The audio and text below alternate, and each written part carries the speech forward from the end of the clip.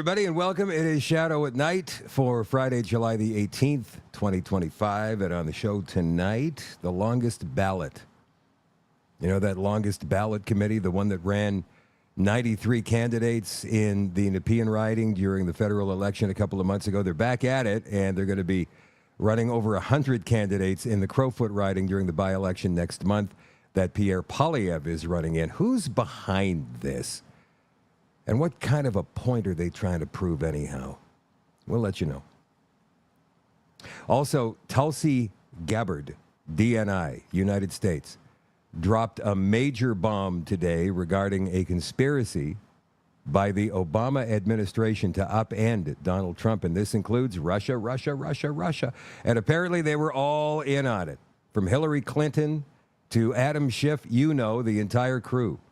And she released that today. We're going to get to that in just a little bit as well. What else have I got? Oh, yeah, Mark Carney is now touting Canadian steel. Remember what he said a few months ago? Who's using much steel these days anyway? In an interview with CTV Atlantic, I think that was in January or February.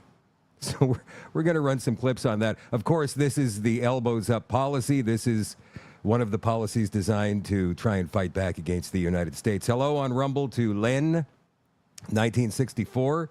Esky Dogs is here tonight. Steve's 11 is watching. Branded Witch is here. Is Branded Witch? I don't know if I've ever seen that name before. Hello, Branded Witch. How are you doing? Welcome to the show. Frank is watching from Huntsville, Ontario. Hello, Joyce. Joyce says, good evening. I can never get on to the extension. I'm a member, and this has gone.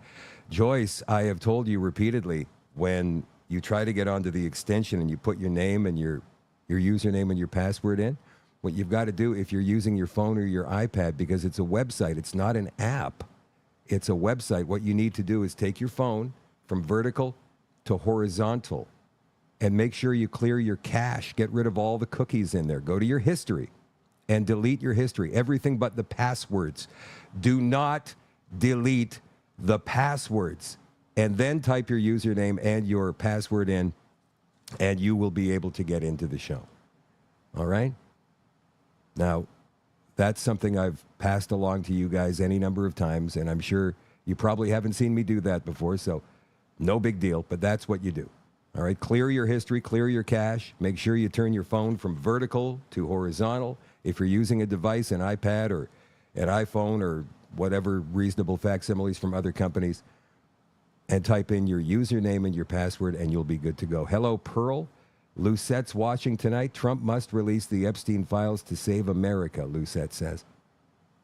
Yeah, well, he says he is going to do that now because of all the backlash he's received these past 2 or 3 days. One thing about Donald Trump, I will say this, and I'm not sure if he's going to release the actual files, like the real ones. There's a red folder and there's a blue folder, and I'm sure he's got the blue folder ready to go. Donald Trump listens to people to some extent, and that's why he's been able to be so resilient these past 10 years. That's why he was able to, hang on, there it is, I got it finally. Little fruit fly in here. That's why he's been able to have such an amazing political recovery. I mean, he was left for dead after the 2020 election and then resurrection.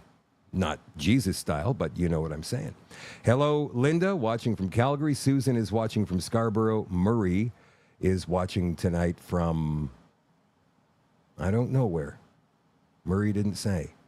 Wherever, Robert's watching in Kelowna. Whatever platform you happen to be watching on. And by the way, if you're one of these 3 or 4 people having trouble getting onto the extension, what you do is you go become a member of the Shadow at Night community on Telegram. The Shadow at Night community on Telegram. If my explanation didn't help you out, there's a guy there called Jimmy James, who will be able to guide you through the process to get yourself in to the website. It's not that hard. Just join the Shadow at Night community on Telegram. You're welcome to go ahead and join. The gang will welcome you. They always welcome new people, and we'll get her going. So, yeah, all this stuff. We're going to do a mishmash of stories. There's no real one big story that's going to blow your socks off tonight. There's a whole bunch of little ones. So we're mishmashing it tonight, and we'll begin in 30 seconds. Hang in.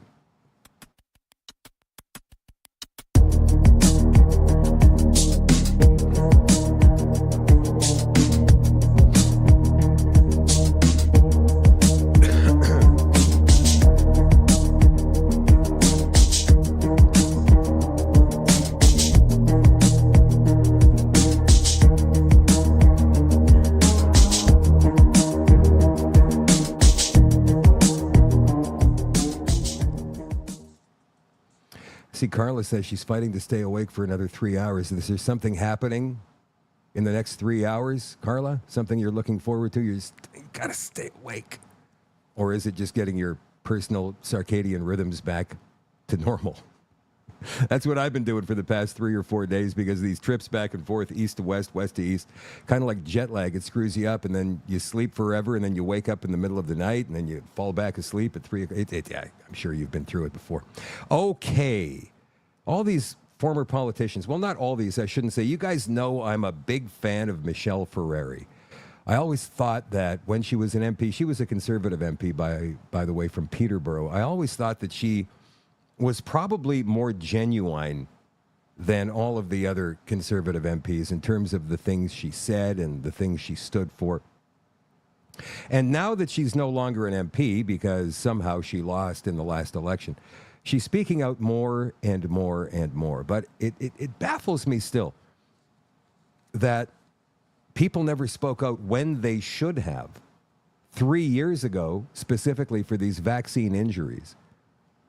But Michelle Ferreri is speaking out now, in part because of that global new series on vaccine injuries just a couple of weeks ago. Watch this. You answer the people. You're a minister. You really need to answer the people. This is unacceptable on all levels. They have no clue what they're doing. Laura Haight has been battling VISP for more than 3 years. The government recognized that the vaccine causes injury, sometimes death. They created the Vaccine Injury Support Program, or VISP. She was diagnosed with Guillain-Barré syndrome following a flu vaccine, an extremely rare but documented side effect. I thought this group would be actually, in my corner and advocating for. The left-wing corporate media still has to throw in extremely rare. Now, what's your definition of that anyway? 1 in 1,000, 1 in 10,000? Because there's a lot more people out there suffering from this nonsense than they're letting on. For me. Instead, I felt like I was an annoyance. Her claim was denied, the medical board stating an infection was more likely to have caused the condition. She is appealing with the support of her doctor, who argues otherwise. Meantime, she's out more than $70,000 with no timeline for when her case may be decided. Good. Credit where credit is due. I was talking about VISP. Many of my colleagues were talking about VISP, but it wasn't until Global, a mainstream media, Carolyn Jarvis, broke this story. And thank you, Carolyn. We need more of this media. Okay, this is what I'm talking about.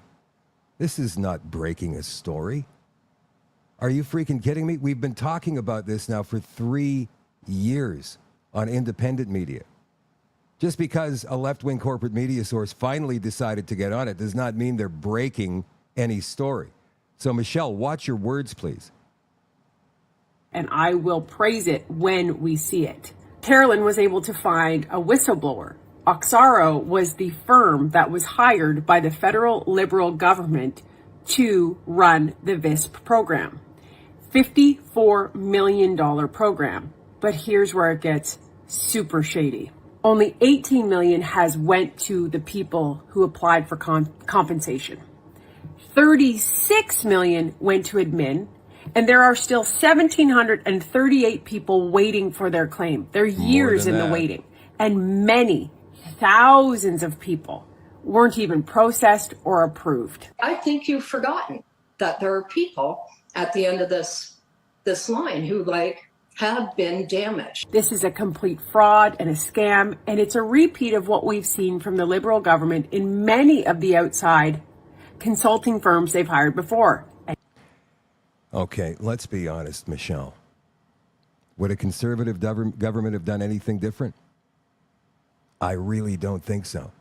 You weren't talking about this 3 years ago. You said in this video you were talking about this, but I don't remember any of that.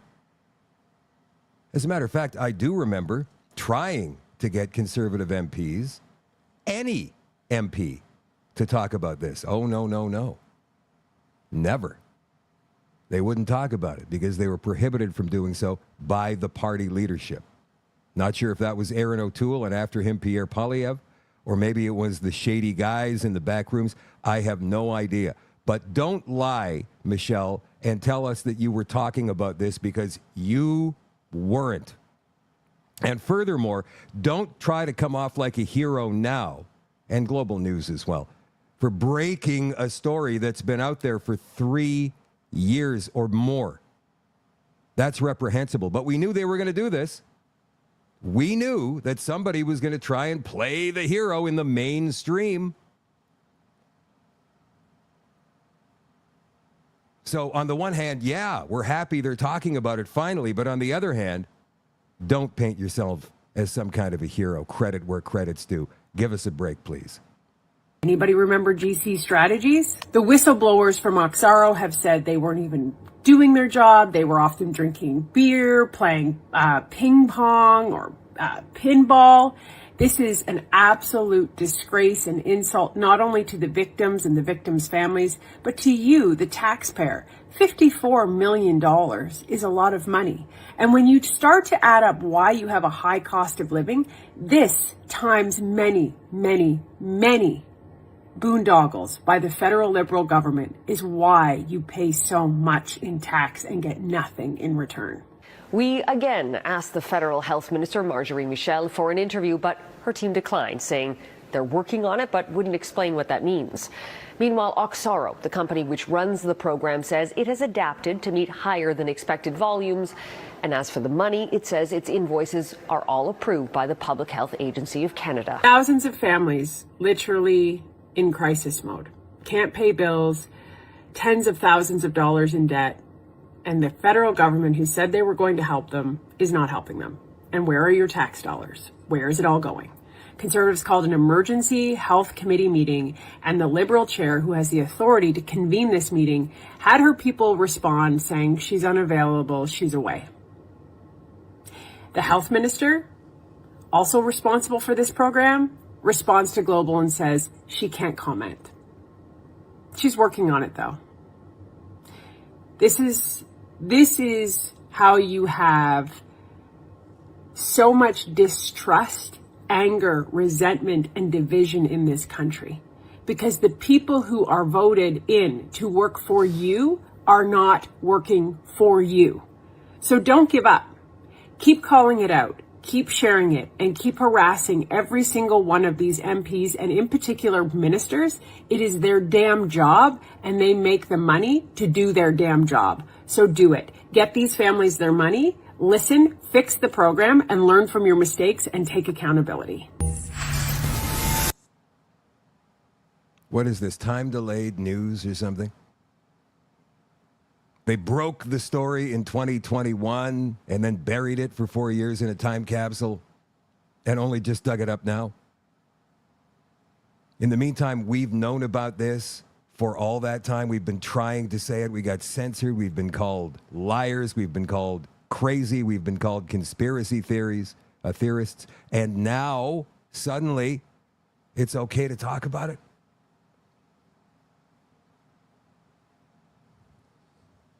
In the meantime, as Michelle rightfully points out, families, people have been suffering for a very long time, and it never needed to happen. $54 million of our money has largely gone to waste. And you want to know what else has gone to waste? Remember the ArriveCan scandal? That app? What did that cost? $50 million. Polyev said he met a couple of guys a couple of years ago who could have put the whole thing together in a weekend in their basement for $5,000. This is a bit of an old story, I know, but internal ArriveCan investigators report sealed by federal court order. According to a report, we don't get to know what happened. A federal court order has sealed an internal ArriveCan investigators report long sought by MPs. According to Blacklock's reporter, the distribution of the report's findings was blocked by Justice Henry Brown at the request of Cameron McDonald, a former Canada Border Services Agency director who was briefly suspended over the $63 million program. The allegations each side makes against the other are most serious, wrote Brown, issuing a temporary injunction against distributing or disseminating the report into ArriveCan irregularities? Don't Canadians deserve to know what happened with our tax dollars? Of course we do. This is something we should no longer stand for. When a government, when a judge has the ability to seal information that should be public, then it's time to make a problem. That's no way to run a railroad. Court records show the report was done February the 11th. In his testimony at parliamentary committee hearings, McDonald admitted to having drinks with federal contractors. However, he denied any responsibility for inside dealing that made millions for ArriveCan suppliers. The applicant attests he was not involved in the procurement process, wrote Brown. This is contested. So what's the big deal? Release the information. The underlying facts in this case are heavily contested, wrote the court. The parties dispute the timeline, purpose, merits, and procedural fairness of this investigation and report. An internal preliminary statement of facts completed in 2023 by the Border Services Agency has never been made public. In 2024, everything should be public. In 2024, excerpts were read into the record of the Commons Government Operation Committee by Ontario Conservative MP Larry Brock. He's one of the good ones. The statement of facts allege serious employee misconduct, so serious that you require the RCMP to investigate at least 2 criminal charges, fraud and bribery, he said. Page 10 of the report alleged an ArriveCan contractor solicited a bribe. The documents also suggest a federal manager attempted to destroy thousands of ArriveCan records sought by investigators. Auditor General Karen Hogan said irregularities in ArriveCan contracting raised suspicions of serial lawbreaking. In a June 10th report titled Professional Services Contracts with GC Strategies, Inc., I have no reason to believe this is unique, she said. McDonald's 2024 testimony at the Government Operations Committee had him denying any role in cost overruns. I delivered a detailed costing of $6.3 million, said McDonald, adding he was not responsible for the $60 million budget. Auditors to date have not explained the 900% cost overrun, and they never will. Do you want to know why? Because they sealed the report, and Canadians just don't care enough to make a stink about it. Well, some do. There are some people who care still. People like Chris, Tamara, people who went and put it all on the line at the Freedom Convoy, January and February of 2022. So Chris and Tamara, their sentencing hearing begins next week on the 23rd. I think that's 19th, 20th, 23rd, Wednesday. Verdict due in August. The verdict is due in August. So they're going to have 3 days of hearings starting next Wednesday, Thursday, Friday, half a day Friday maybe, because you know it's summer. And then we have to wait until August to find out the fate of Chris and Tamara and Big Red Chris's truck, which the government, the Crown, wants to mash up into little pieces to teach them a lesson. And by the way, they're still looking for jail terms for each of 2 years. 2 years. In the meantime, they've been in court now for 2 years. Tamara's been jailed for, I think it was 49 days. And here's a story that might make your blood boil. Out of Manitoba. Manitoba hotel owner charged with trafficking employees granted bail. We're talking about human trafficking. And this guy's out on bail. His name? Jainder Sandhu. He appeared in custody in a Winnipeg courtroom Wednesday afternoon. Manitoba hotel owner charged with human trafficking has been granted bail after 4 of his employees from India reported being underpaid, forced to work 15-hour days, and threatened with deportation. Jainder Sandhu, 63, sat quietly in the prisoner's box in a Winnipeg courtroom Wednesday as Manitoba Provincial Court Judge Robert Heinrichs delivered the reasons for his decision. These reasons cannot be revealed because of a publication ban. Once again, we're not allowed to know. These judges have too much power. Far too much. Sandhu's release conditions include abiding by a curfew, turning in his Canadian passport, but I think he's probably still got an Indian one. But he's got to give his Canadian passport to the RCMP within 48 hours of being released, so He's probably done that by now.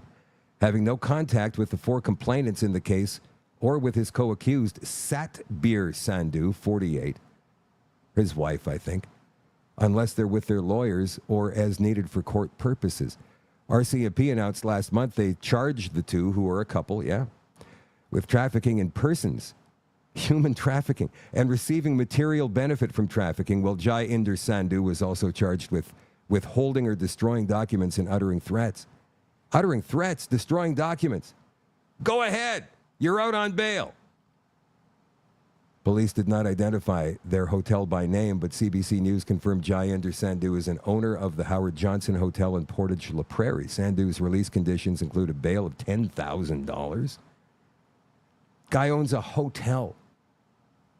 That's probably pocket change for him. Surety is a total of $40,000. He was also ordered to live at a specific address in Winnipeg and not move without permission from the court. Go ahead, get out on bail. Chris Barber, Tony Olenek, sorry. You got to be in jail. You got to be in lockup. Well, Chris Barber got out last week. Actually, earlier this week. I've been in contact with Chris, and we're going to try and get him on next week. I didn't want to rush him too much. This is his first weekend home with his family. So let's give him a few days, and then we'll bring him on at some point next week. Also, we have some more vaccine injury victims to bring on next week, next Tuesday night, I think it is. As long as we're in Manitoba with some Manitoba news. RCMP Manitoba tweeted this. July 14th, 2025, Oak Bank. The RCMP received a report of damages to a Tesla Cybertruck while at Folk Fest. A female wrote a profanity on the truck. The RCMP is asking the public to identify this person. So let's have a closer look. And let me ask you, does this surprise you at all that this person would... By the way, it's no longer fashionable to destroy Teslas, just so you're aware. Fat lady in dress. Let's see if we can move on. Yeah, there she is there. Anybody know who that is? If there's anybody who knows who that is, that's the one who did the damage to the Cybertruck, the Elon Musk Cybertruck. Call the RCMP and let them know. More than 100 candidates, most in Canadian history, will run against Pierre Poilievre in the Crowfoot by-election in just a couple of weeks. 102 candidates have registered so far, beating the previous record of 91, which was also in his riding. That was in Carleton during the federal election just a couple of months ago. Battle River Crowfoot will break the record for the most candidates on a federal ballot in Canadian history. As of today, 108. What did they say up here? It was less than that, 102. 108 candidates, mostly associated with a group of electoral reform advocates known as the Longest Ballot Committee, have registered to run for the seat. The by-election was called after blah, blah, blah, blah, blah. You guys know. So with 108 candidates on the ballot, do you think people will have trouble finding the name Pierre Poilievre? I certainly hope not. Because as reprehensible, and I'm not saying all the Conservatives are reprehensible, but they have been reprehensible, not as reprehensible as the Liberals or the NDP, obviously, but they have been reprehensible. Even still, we want Pierre Poilievre to win there. But Andy Lee put this out a while ago, this Longest Ballot Committee. Who's behind the Longest Ballot Committee? A group running an additional 85 candidates against Pierre Poilievre in Carleton. So she put this out during the federal election. Meet the Sushwainzis of the Marxist-Leninist Party of Canada, our local communists. The things the news won't tell you. So let's bring this up here. Canadians, this is the longest ballot in Canada's history. Canadians have not forgotten that Justin Trudeau broke his promise to make the 2015 election the last first past the post. So they're suggesting that it's Justin Trudeau that they're mad at. So, of course, they want to run all of these ridiculous candidates in ridings where Pierre Poilievre is running. Marxist-Leninist Party of Canada, they are the ones behind all of the nonsense. Marxist-Leninists. I don't know if there's much of a difference these days between Marxist-Leninists, communists, and the Liberal Party of Canada. Mark Carney was asked the other day about the elbows up. How come you haven't got a deal with the United States yet? By a reporter from the Canadian Press, and here's what he said. Canadian Press, you told Canadians that you would be elbows up, and they appear to have largely given you a mandate to get a good deal from the president. But thus far, we have not seen that Canada has gotten basically nothing. And Canada also had to give one of its bargaining chips when it comes to the digital services tax, something other countries like the UK did not give up in their deal with the US.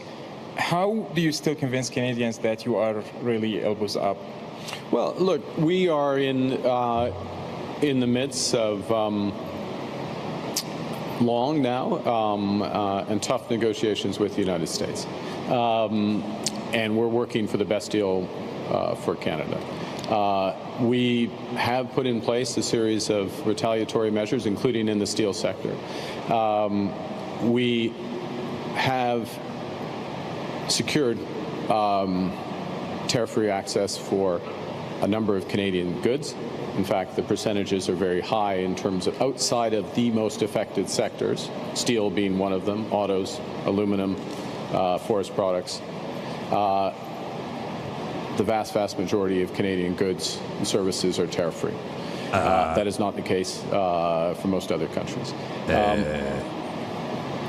We will continue to work constructively for a deal, but it has to be a deal that works for Canadians and Canadian workers. And part of the reason why we don't have a deal is that deal is not yet on the table. But elbows up. Oh, by the way, I believe that pretty much every store that was selling elbows up gear, T-shirts, flags, cups, mugs, glasses are selling at a very, very reduced rate. So you might want to get yours today. Mark Carney also is now doing this big thing on steel. You heard him refer to steel, Canadian steel, in that little answer there. But he's going all in on Canadian steel now. But I put together a little piece to remind you about what he said about Canadian steel just a few short months ago. So have a look at this. People are anxious about the current trade crisis and what it means for our country. I also know that in a crisis, you focus on what you can control. Take the steel industry. It's been heavily impacted by the trade tensions with the United States. So to protect the jobs and livelihoods that depend on steel, it's time we change how we do things. We'll import less foreign steel to make sure our Canadian steel producers get more business right here at home. The big companies are producing, by and large, are not products that we are consuming. A steel company, how much steel are you using these days, Todd? We'll use a lot more Canadian steel to build big things in this country, including new homes, ports, bridges, and energy projects. And we'll invest in the training that our steel workers need to meet that demand. How much steel are you using these days, Todd? We won't let others determine our economic future. This is Canada. We decide what happens here. And Canadians have decided to build Canada strong with Canadian steel. You know, the sad part about all of this is that most of the people, because I've seen a recent poll, most of the people that voted Liberal in this last election still believe this guy. They believe that he means well and everything he says comes from his heart, even though he's been exposed as a liar over and over and over again. I think he set a record for lies in a 6-month period.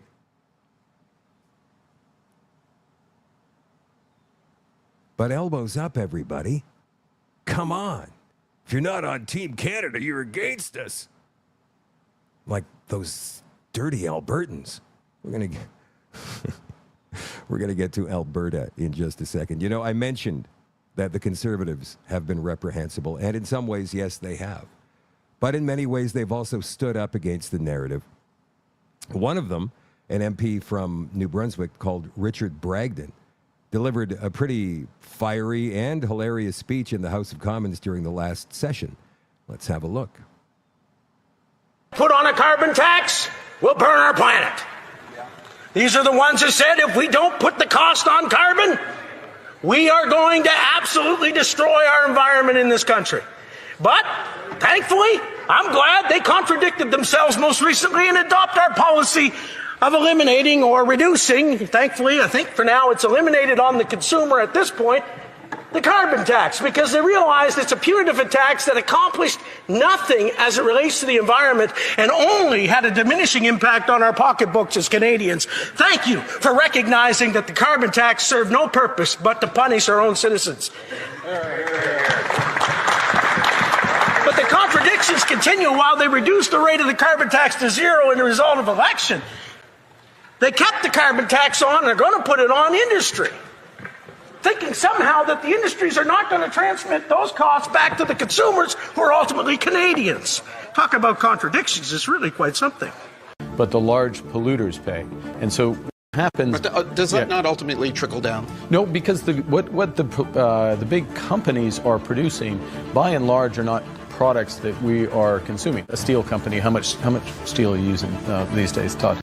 This is the same ones who were against pipeline construction, talked down our oil and gas sector for 10 years and said it was dirty oil and dirty gas. Now all of a sudden they're becoming champions for it.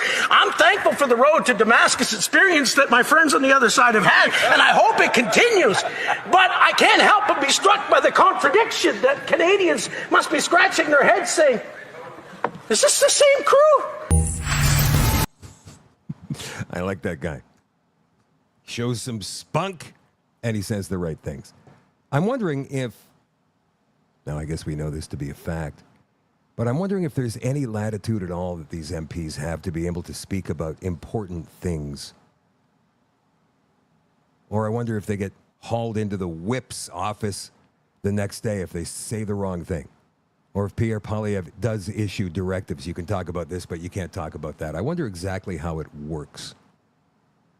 I've talked to several MPs, and former MPs mostly, and they don't want to give up those secrets. Whenever you ask them directly, even if it's just a one-on-one conversation, they hem, they haw, they deflect, circular answers, and eventually they try to change the subject. It's clearly obvious when they're fumbling and stumbling for an answer like that. Like I said, even one-on-one, even holding a beer in your hand, that they'll give an answer like that. Why are they so afraid? Why are people in general so afraid? What is the worst possible thing that could happen to you? You get called out somehow? Maybe you get fired? So what? I think many of us are too scared. We're going to lose our livelihoods. We're going to lose this. We're going to lose that. We're going to lose our social standing somehow. And yet, other people have given it all up. And they've come out okay. So it's not that bad. Let's get back to this climate thing for just a second. You know, Maggie, our friend Maggie Hope Braun, put me onto this site a little bit earlier this week, even as she's on vacation with her kids in the United States. She's still working, right? She said, hey, found this great resource, a great resource for all you Kickley, like-minded Kickley people. Of course, Kickley is a program designed to get ICLEI, the UN Sustainable Development Goals project, out of Canada, and it's infiltrated almost every municipality in our country, right? And so this is a great resource. It's called municipalwatch.ca. Again, that's municipalwatch, all one word, .ca. We found this article on it today. Mark Carney's influence on Canadian municipalities driving net zero from the World Economic Forum to every city and town in Canada. This is something we have talked about over and over and over again. This article written by Stella Ambler back in May. As a globalist, and this, you know what, if you guys share this show tonight, make sure this is the part you send people to. So we're at the 35-minute mark right now. Make sure that they get to at least the 35-minute mark.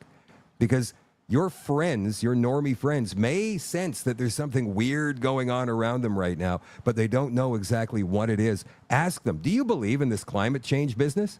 Ask them. Make them answer you. Chances are good, 99% of them will say, no, it's just a bunch of crap. And then point them to this show. Go to the 35-minute mark where Shadow reads this article from municipalwatch.ca.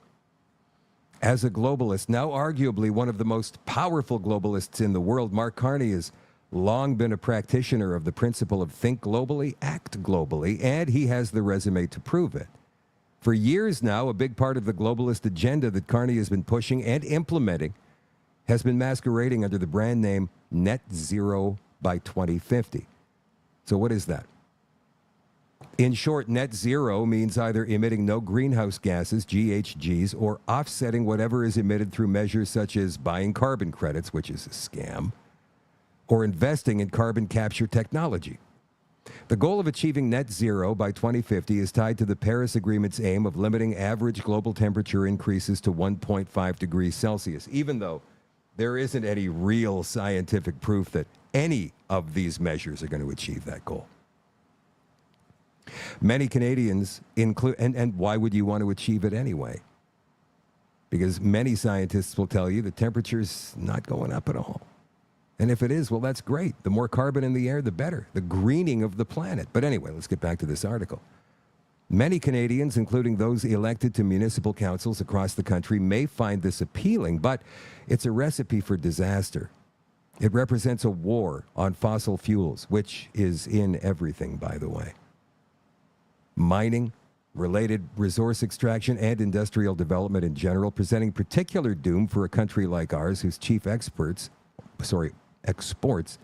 are fossil fuels and raw materials. It's also a ludicrous goal because it would be unimaginably expensive. Few economists are willing or brave enough to estimate the cost of net zero by 2050 for Canada, but those who dare to attempt an estimate say we're talking about $2 trillion. Yes, that word is trillion. That's more than our nation's entire GDP.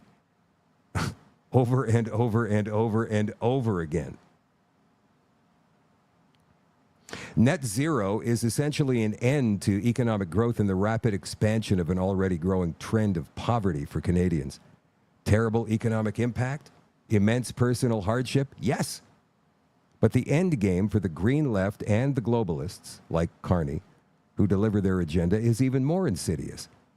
At the heart of this net zero movement is a desire to fundamentally change our economy and way of life.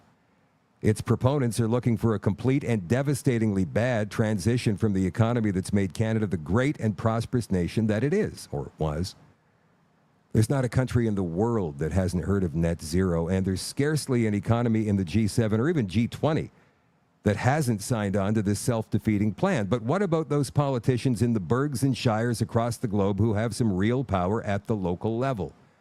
Have they been thinking globally about net zero and acting locally of their own volition? No. Our local municipalities have been behaving like automatons, taking their marching orders from various players, think the World Economic Forum, the United Nations, and equivalent bodies, who are not remotely connected, let alone accountable to real voters and citizens. Mark Carney is a strong and vocal supporter of achieving net zero by 2050. Indeed, as the former UN Special Envoy on Climate Action and Finance, he's led the discussion advocating for aligning financial systems and economies with net zero targets. In his book Values, Building a Better World for All, published in 2021, Mark Carney argued for nothing less than a fundamental transformation of the global economy, in which the net zero by 2050 agenda is key. In the book, Carney contends that in order to meet the 2050 net zero target, approximately 80% of known fossil fuel reserves must remain in the ground. A figure that underscores the scale of the shift he envisions away from fossil fuel dependency. He acknowledges the economic challenges, particularly for countries like Canada with significant oil and gas sectors, but he frames the transition as inevitable and beneficial in the long term, creating jobs and growth in new industries while phasing out unsustainable ones. While he's proposed adjustments to policies like Canada's carbon tax, less direct consumer tax, more industrial, it's going to trickle down to us regardless, you guys. Carney's broader climate strategy remains focused on achieving net zero by 2050 through private finance, incentives, and comprehensive economic restructuring policies. As our new PM's agenda unfolds on a rather unsuspecting public, Expect to hear less about carbon taxes in the coming years and a lot more about net zero. Already a much-loved policy of the former Trudeau Liberals, the Doug Ford PCs, the BC NDP, and even usually sensible governments like those in Alberta and Saskatchewan. And don't forget the climate action plans, climate emergency declarations adopted by just about every municipality in Canada. These plans all ultimately and usually explicitly point to net zero as their solution to their so-called climate emergencies. The story of who is funding the local action of the Think Globally, Act Locally Net Zero campaign has yet to be told. Stay tuned.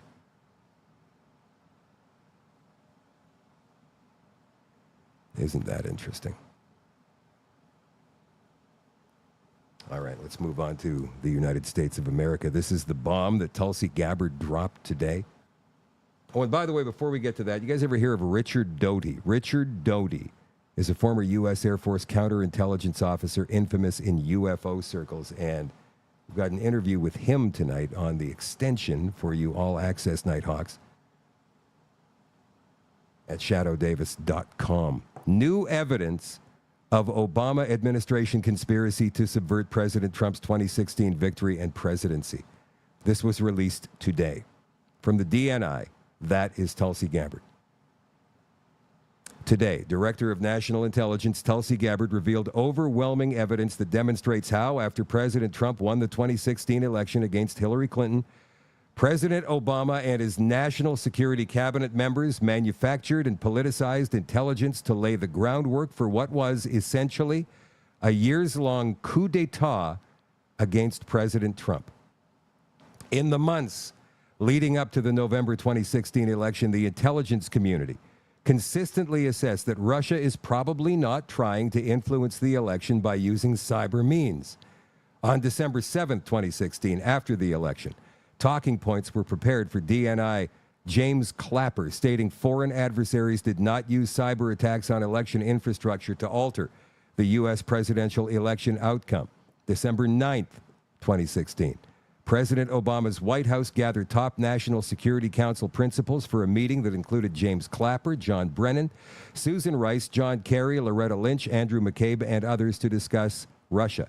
After this meeting, DNI Clapper's executive assistant sent an email to IC leaders tasking them with creating a new IC assessment per the president's request that details the tools Moscow used and actions it took to influence the 2016 election. It went on to say, Odney will lead this effort with participation from CIA, FBI, NSA, and DHS.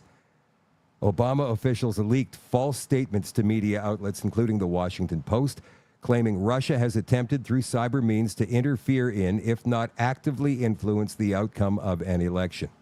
On January the 6th of 2017, a new intelligence community assessment was released that directly contradicted the IC assessments that were made throughout the previous 6 months. After months of investigation into this matter, the facts revealed this new assessment was based on information that was known by those involved to be manufactured, i.e. the Steele dossier, or deemed as not credible. This was politicized intelligence that was used as the basis for countless smears seeking to delegitimize President Trump's victory, the years-long Mueller investigation, 2 congressional impeachments, high-level officials being investigated, arrested, thrown in jail, heightened U.S.-Russia tensions, and more. Holy crap. The issue I'm raising is not a partisan issue. It's one that concerns every American. The information we're releasing today clearly shows there was a treasonous conspiracy in 2016 committed by officials at the highest level of our government. Their goal was to subvert the will of the American people and enact what was essentially a years-long coup with the objective of trying to usurp the president from fulfilling the mandate bestowed upon him by the American people. That from DNI Tulsi Gabbard. Their egregious abuse of power and blatant rejection of our Constitution threatens the very foundation and integrity of our democratic republic. No matter how powerful, every person involved in the conspiracy must be investigated and prosecuted to the fullest extent of the law to ensure nothing like this ever happens again. The American people's faith and trust in our democratic republic, and therefore the future of our nation, depends on it. As such, I am providing all documents to the Department of Justice to deliver the accountability that President Trump, his family, and the American people deserve. The files and a memo on today's release are available at dni.gov. DNI Gabbard will post updates on X and Truth Social. Holy crap. Are we going to see arrests? You know, we're Canadians, so we might think, no, we're not going to see any arrests. They're going to skate. But this is not Canada. This is America. And they play hardball down there. I don't think any high levels are going to get arrested like Barack Obama. But you can bet there's going to be a few people arrested, charged down there, put on trial. It's going to be a big spectacle. More from the United States. Some more good news. Majority Whip Tom Emmer's flagship legislation, the anti-CBDC Surveillance State Act, passes the House of Representatives. It will now move to the Senate. If it passes there, it moves to President Trump, who will sign it as law. And everybody, we've been hearing about the WHO pandemic treaty for months and months and months now. Sadly, Canada's going to go along with it because we haven't heard a thing about it. And even if the Conservatives were in, you can bet that we would be going along with it. But the Americans are pulling out. The Americans will not be a part of it. Here's RFK Jr. Hello, everyone. This is your HHS Secretary, Robert F. Kennedy Jr. I want to speak to you today about a controversial issue that could directly impact you and your family during a global health emergency. Last year, the World Health Organization's governing body made some far-reaching amendments to its international health regulations, otherwise known as the IHR regulations. These regulations establish a legal framework that gives countries rights and responsibilities for managing public health events with global impact. The deadline to reject these amendments is next week, and we are rejecting them. So I'd like to explain to you why. The first reason is national sovereignty. Nations who accept the new regulations are signing over their power in health emergencies to an unelected international organization that could order lockdowns, travel restrictions, or any other measures it sees fit. In fact, it doesn't even need to declare an emergency. Potential public health risks are enough for it to initiate action. If we're going to give the WHO that much power, we should at least invite a thorough public debate, especially since the agreement is an official treaty and it bypasses the U.S. Senate, which plays a key role in ensuring major international commitments receive proper democratic oversight. To make matters worse, the new regulations employ extremely broad language that gives the WHO unprecedented power. They require countries to establish systems of risk communication so that the WHO can implement unified public messaging globally. That opens the door to the kind of narrative management and propaganda and censorship that we saw during the COVID pandemic. We don't want to see that kind of system institutionalized even further. The agreement also contains provisions about global systems of health IDs, vaccine passports, and a centralized medical database. It lays the groundwork for global medical surveillance of every human being.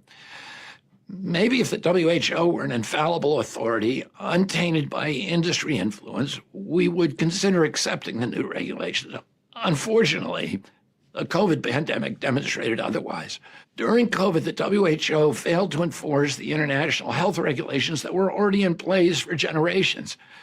China withheld critical information about the outbreak for at least a month and faced no real consequences or criticism from WHO. As the 2024 Congressional Oversight Report put it, the WHO was misinformed, denied access to China, and used as a cover for the Chinese Communist Party's reckless action. These and other atrocities make one thing clear. We must strengthen national and local autonomy to hold global organizations in check and to restore a real balance of power. Underneath all the bureaucratic language, what's at stake here is a vision for our future. Are we going to be subjects to a technocratic control system that uses health risks and pandemic preparedness as a Trojan horse to curtail basic democratic freedoms?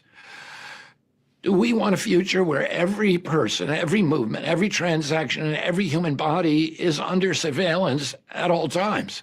Now, I don't want to be too alarmist. The new regulations aren't in themselves medical totalitarianism. In fact, they were perhaps written with good intentions, but they are definitely a step in the wrong direction. That's why we're rejecting the amendments, not only on behalf of our own citizens, but the whole world. After all, America could simply ignore the WHO. But few other countries are as powerful as the United States. Even though many of these amendments are phrased to be non-binding, as a practical matter, it's hard for many countries to resist them, especially when they are dependent on the WHO funding and its partnerships. That's why we're taking leadership to stop an agreement that's bad for the entire world. I want to be clear that in rejecting these amendments, President Trump and I are not rejecting international cooperation. We can cooperate with other nations without jeopardizing our civil liberties, without undermining our Constitution, and without ceding away America's treasured sovereignty. That's my commitment to you. That's President Trump's commitment to you. Thank you, and God bless you all, and God bless our country. Produced by the U.S. Department of Health and Human Services. And yet, here in Canada, we'll do whatever you tell us to do. World Health Organization, United Nations, World Economic Forum. Now, just think about what it would be like in an independent Alberta. Would an independent Alberta ever go for that? Probably not. I would say absolutely not. Now, this was sent to me this morning, this guy. I don't know who he is. I think he's got a podcast out there in Alberta, maybe. But if there's anybody who can tell me who he is, I would love to bring him on the show maybe next week sometime to talk about Alberta independence. He makes a lot of sense, and he seems to know a whole hell of a lot about how this process would work. So let's call him for now the Alberta independence guy. Watch. We all know that Quebec has a bit of a different deal than the rest of the provinces in terms of its relationship with Canada. Every day they're screaming they want out, they want out. They've had multiple referendums. The last referendum almost worked. They almost left. But what I bet you didn't know is how much power they have over the rest of Canada, right? So here's an example. Every year, Quebec gets $14 billion in equalization payments just for the right to be a part of this country. They just take that. What's interesting is that every province has this formula that they have to follow in terms of figuring out how much money they should put in or get out of the equalization formula. But Quebec doesn't have to include all their stuff, like Quebec Hydro is somehow not included in that. It's kind of funny. So anyway, so let's say the rest of the country said, enough, we're done. No more equalization. This is a bad deal. You know, Quebec has a veto on that. So if all the provinces get together and they say, okay, we're going to vote, we're going to end this. Every province, 9 out of 10 says, we're out. Quebec can veto it. So that's kind of funny. You think they're going to vote to cut their own allowance? I doubt it. Right now, Alberta, I thought the number was actually 20 to 28 billion. It's higher. The number I'm referring to is the amount that Alberta pays to Ottawa each year versus the amount that they get back. Did you know that our deficit each year with Canada is closer to 40 to 45 billion dollars? That means we pay 40 to 45 billion dollars more than we receive. And if we want to change any of this, Quebec can veto it.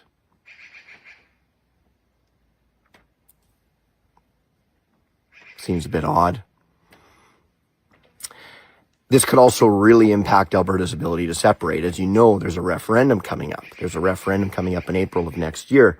I actually did a podcast episode this week with a couple of people from the Alberta Prosperity Project where we dug into all of these issues. Talked to Dr. Dennis Modry and Tanya Clemens, who's a really, really interesting interview. It's going to be out later this week.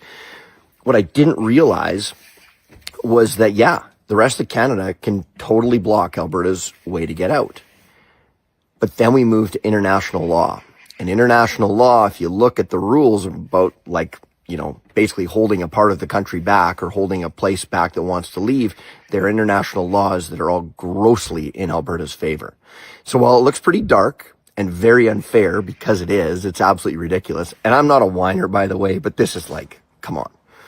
There is a very clear path to making this happen. And the more I dig in on it, the more I'm fascinated by it. It's a super interesting conversation.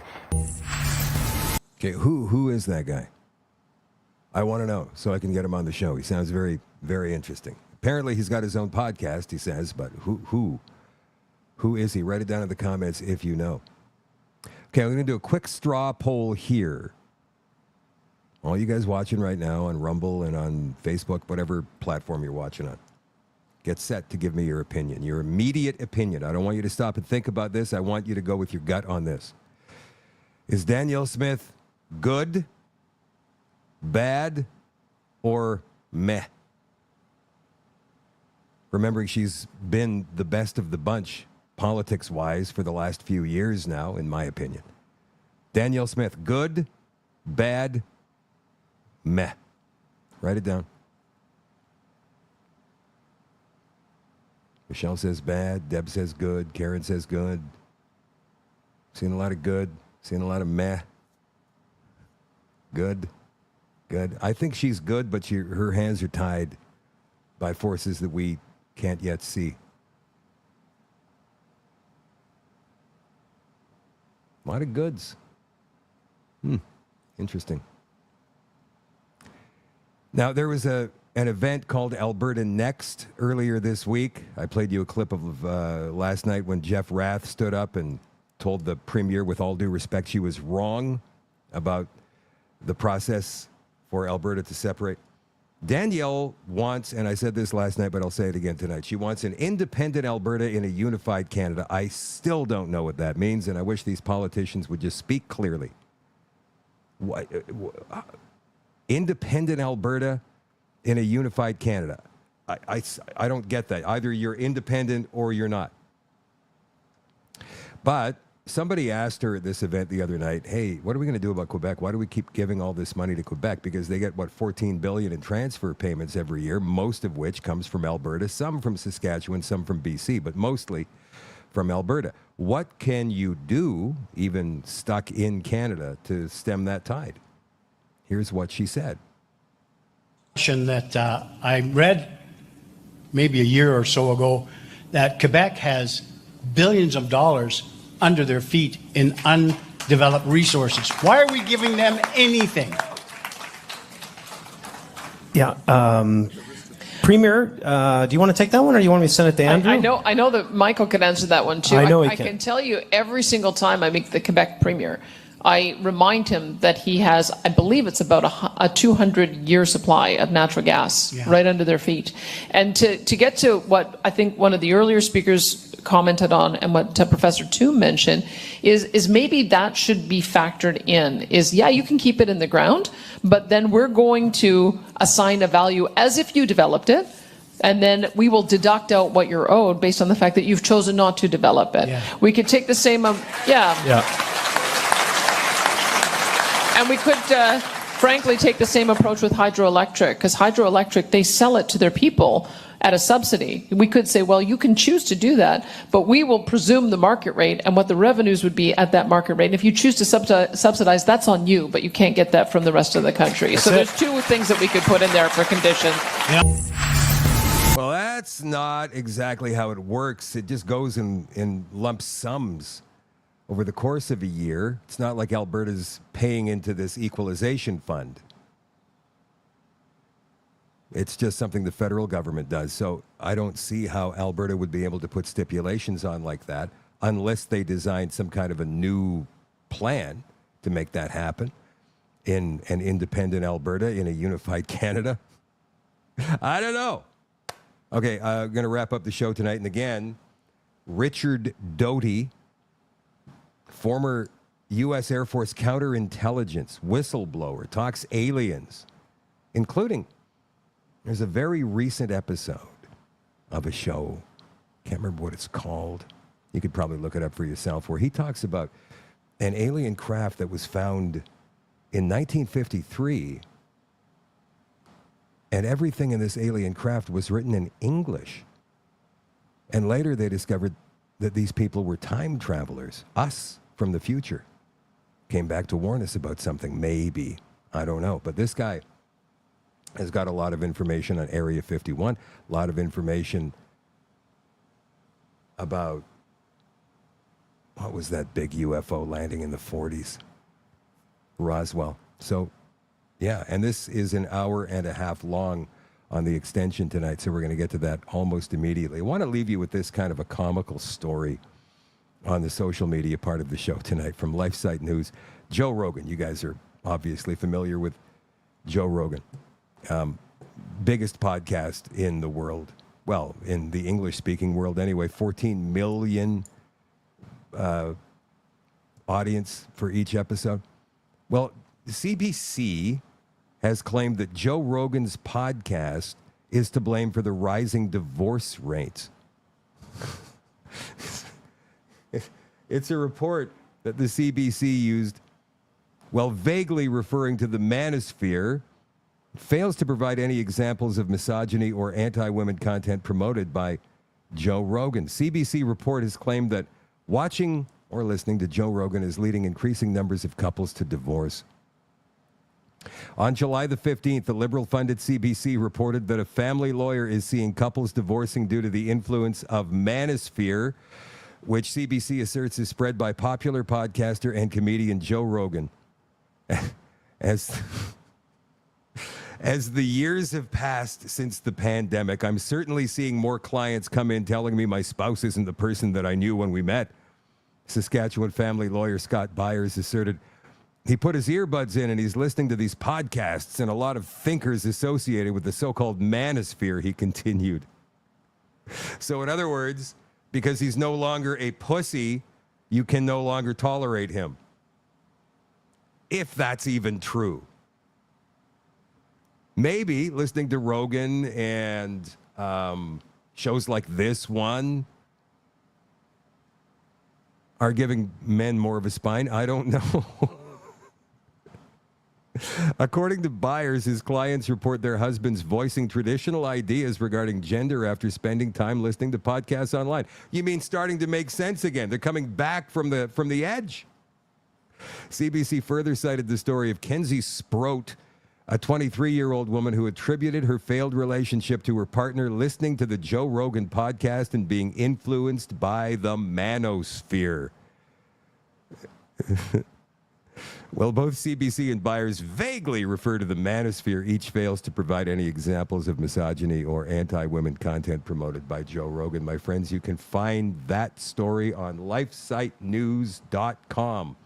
lifesitenews.com. And that is it for the show tonight. You guys have an absolutely stellar weekend, and I will catch you again on Monday night at 8 o'clock Central for another Shadow at Night live stream. I love you all, and I appreciate you all. The extension coming up on shadowdavis.com in 2 minutes. I'll see you there.